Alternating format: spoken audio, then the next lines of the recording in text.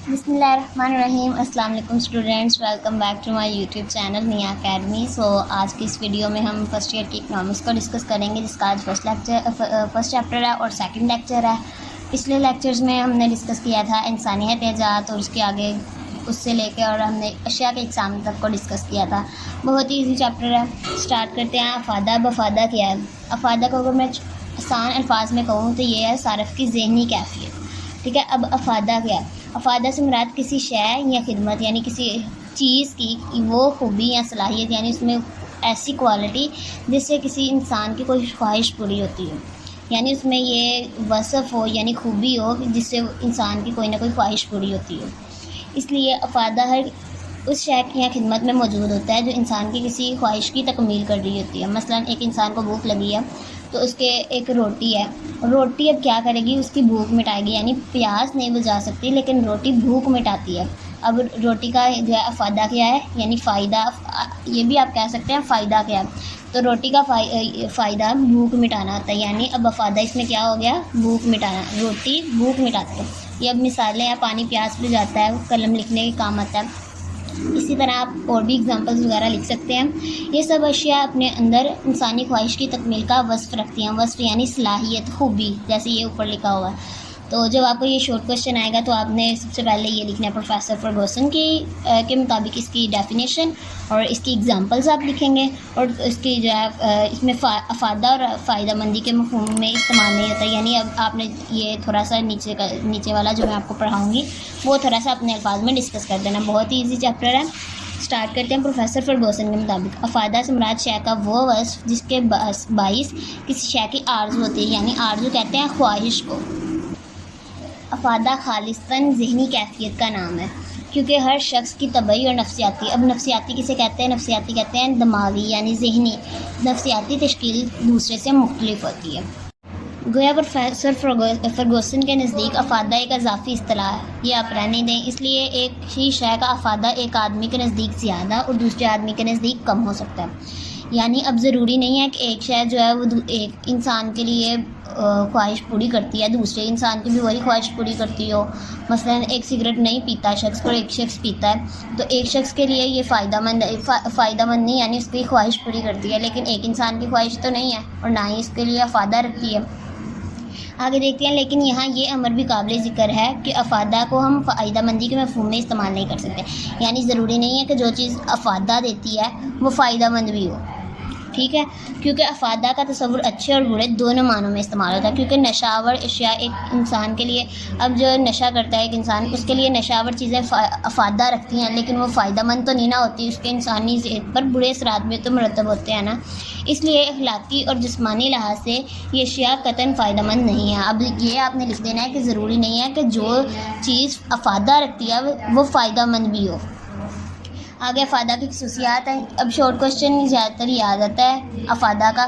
اگر آپ کو آئے تو آپ نے پروفیسر فرگوسن کے مطابق ڈیفینیشن لکھ دینی ہے, اس کی تھوڑی سی ایگزامپلس دے دینی ہے, اور یہ لکھ دینا ہے کہ ضروری نہیں ہے کہ جو چیز افادہ رکھتی ہو وہ فائدہ مند بھی ہو, اور یہ ایگزامپل نیچے دے دینی ہے. یہ کئی دفعہ جو ہے لانگ کوشچن کے لیے بھی آ جاتا ہے افادہ کی خصوصیات.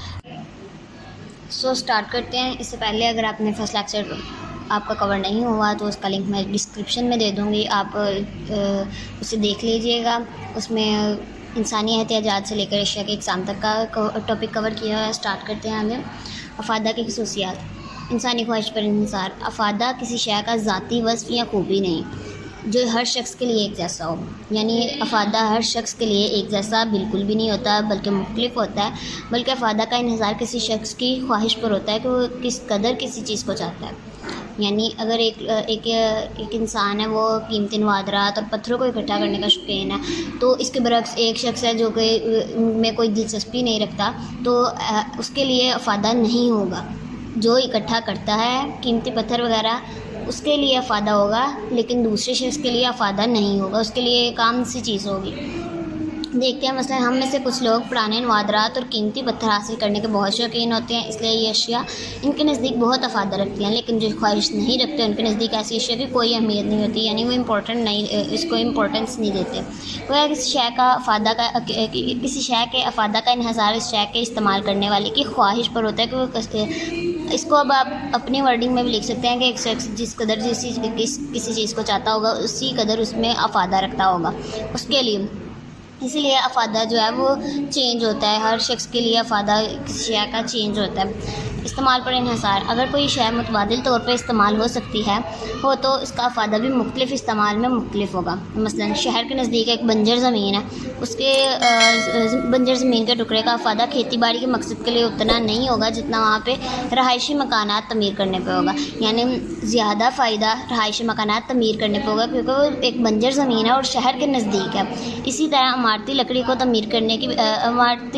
کو تعمیر کی بجائے یعنی ایندھن جلایا جائے تو اس کا افادہ کم ہوگا. یعنی عمارتی لکڑی کو یعنی لکڑی کو اگر فرنیچر وغیرہ بنانے میں استعمال کیا جائے تو وہ زیادہ فائدہ دے گی ایز کمپیئر ٹو ایندھن چلانے کے لیے. اس لیے آگے چلتے ہیں.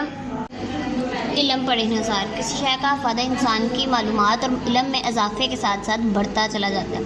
یعنی جو شخص کسی چیز کو جتنا جانتا ہوگا اس میں اتنا ہی افادہ رکھتا ہوگا. مثال کے طور پر ماضی میں لوگ پیٹرولیم کی ذیلی پیداوار یعنی بائی پروڈکٹ جنہیں کہتے ہیں اور ان کے استعمال سے واقف نہ تھے، لیکن دور جدید یعنی اب جب ٹیکنالوجی کا دور ہے، دور جدید کے علوم اور ٹیکنالوجی نے انسان کو پیٹرولیم کی ذیلی پیداوار کی نوعیت اور استعمال سے آگاہ کر دیا، جس سے انسان بہت فائدہ اٹھا رہا ہے. اپنے ورڈنگ میں بہت ہی ایزی ہے، اسے بس ریڈ کریں اور لکھنا اسٹارٹ کر دیں.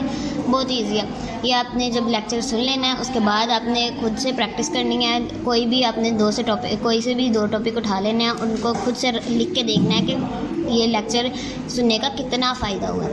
اسٹارٹ کرتے ہیں آگے. شکل پر انحصار. کسی شے کا افادہ اس شکل صورت کو بدلنے سے بھی بدل جاتا ہے. یعنی اب ایک مٹی ہے، مثال کے طور پر مٹی سے قیمتی برتن بنائے جا سکتے ہیں. اب مٹی کی اتنی قیمت نہیں ہوگی جتنی ان سے بنانے والے برتنوں سے حاصل ہوگی. لکڑی سے فرنیچر تیار کیا جاتا ہے، چمڑے سے جوتے تیار کیے جاتے ہیں. یعنی اب چمڑے کی اتنی قیمت نہیں ہوگی جتنی کہ ان سے تیار کردہ جوتوں کی ہو سکتی ہے. گویا کسی شے کی شکل بدلنے سے اس کا افادہ بھی بدل جاتا ہے. وقت پر اور موسم پر انحصار. وقت اور موسم کے تبدیل ہونے سے بھی اشیاء کا افادہ بدل جاتا ہے. مثلاً برف کا استعمال گرمیوں میں زیادہ افادہ رکھتا ہے اور لیکن سردیوں میں کم ہوتی وہی برف ہے، لیکن موسم کے بدل جانے سے اس کا افادہ کم یا زیادہ ہو جاتا ہے. اسی طرح گرم کپڑوں کا سردیوں میں زیادہ افادہ ہوتا ہے لیکن گرمیوں میں کم ہوتا ہے. موسم اور وقت کے تبدیل ہونے سے اشیاء کا افادہ بدل جاتا ہے. آگے دیکھتے ہیں مقام پر انحصار.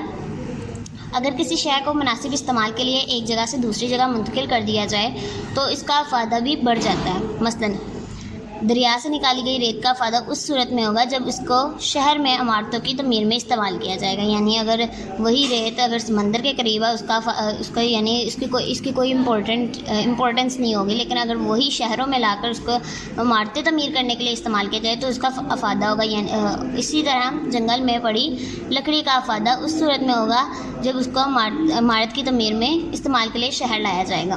یعنی مقام تبدیل ہونے سے بھی یعنی کسی چیز کی جگہ تبدیل ہونے سے بھی اس کا افادہ بڑھ سکتا ہے یا کم ہو سکتا ہے. ملکیت پر انحصار. کسی شے کا افادہ ملکیت بدلنے سے بھی تبدیل ہو جاتا ہے. مثلاً اب اگر ایک نایاب ڈکشنری ہے، یعنی کہ ڈکشنری یا کوئی کسی ان پڑھ کے پاس چلی جائے گی تو اس کا افادہ اس کے لیے تو عام کاغذ ہی ہوگا نا، ردی ہوگی اس کے لیے. لیکن اگر یہی پڑھے لکھے شخص کے لیے ڈکشنری اس کے پاس ہو تو اسے وہ بڑی اہمیت دے گا. یعنی اس کے لیے تو اس میں فائدہ ہے نا، تو اس کی امپورٹنس تو صرف وہی پڑھا لکھا شخص ہی جان سکتا ہے لیکن ان پڑھ نہیں جان سکتا. یعنی ملکیت کا بھی انحصار ہوتا ہے افادہ تبدیل ہونے میں. یہ بات ذہن نشین کر لینی چاہیے کہ افادہ اور فائدہ مندی دو مختلف رجحانات ہیں، جو ہم نے پیچھے بھی ڈسکس کیا. یہ وہی لائنیں ہیں کہ ضروری نہیں ہے کہ جو چیز افادہ رکھتی ہو وہ فائدہ مند بھی ہو. آگے یہ مثال پہلے بھی ڈسکس کی تھی. آگے چلتے ہیں. کمیابی کا مطلب کسی شے کا ضرورت کے مقابلے میں کم ہونا ہے. اب کم میں آپ یہیں سے یاد رکھ لیں کہ کمیابی اتنا ہو گیا کم، اور کمیابی مطلب ضرورت کے مقابلے میں کسی چیز کا کم ہونا. اس کا تعلق کسی شے کی براہ راست طلب سے ہوتا ہے. یعنی جتنی زیادہ رسد ہوگی اتنے وہ چیز جو ہے وہ اس کی وہ ہوگی قیمت کم ہوگی. لیکن اگر وہی چیز کی رسد کم ہو، اس کی طلب زیادہ ہو تو اس شے کی یعنی قیمت بھی زیادہ ہوگی. دیکھتے ہیں آگے.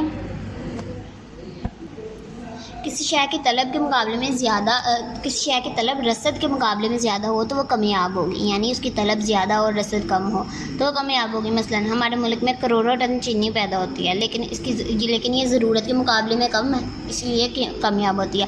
اگر ضرورت کے مقابلے میں زیادہ ہو تو آہستہ آہستہ اس کی قیمت جو ہے کم ہونا شروع ہو جائے گی، لیکن اب یہ ضرورت کے مقابلے میں کم ہے تو اسی لیے قیمت کی چینی کی قیمت جو ہے وہ بڑھتی ہے، لیکن گندے انڈے مقدار میں قلیل ہونے کی وجہ کے باوجود کامیاب نہیں ہے۔ اب کیونکہ ان کی جو ہے نا طلب کم ہے، گندے انڈوں کی جو طلب ہوتی ہے وہ کم ہوتی ہے، کامیاب نہیں کیونکہ ان کی طلب نہ ہونے کے برابر ہے۔ اب گندے انڈوں کی رسد چاہے زیادہ ہو لیکن ان کی طلب کم ہے، اسی لیے یہ کامیاب نہیں ہے۔